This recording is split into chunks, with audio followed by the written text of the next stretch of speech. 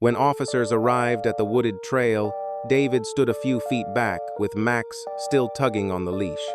The stump looked harmless, like any other decaying piece of the forest. But that didn't explain the smell, or the blue cloth. The officer used gloves to dig gently around the base.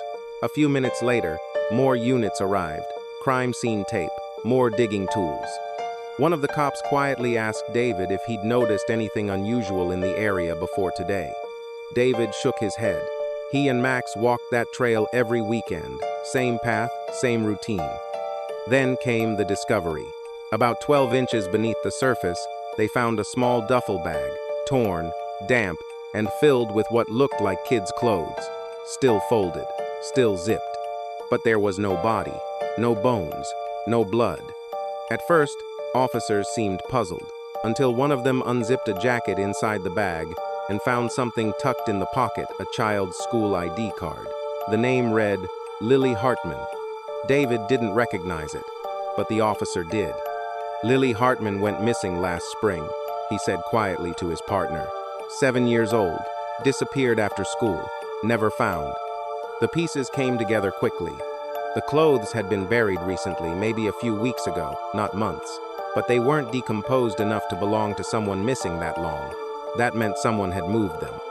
Within the hour, officers expanded the search. They swept the woods.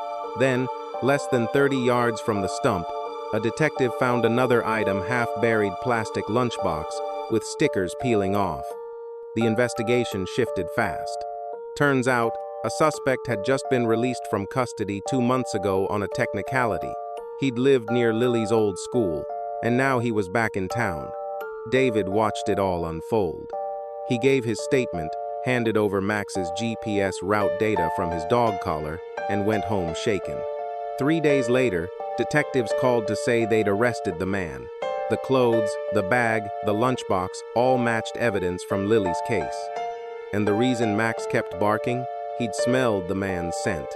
That same man had walked the trail recently off the path, by that stump.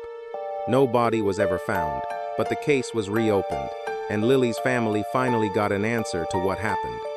Max got an honorary medal from the local department. David still walks the trail, but now, every time Max barks at something, he listens.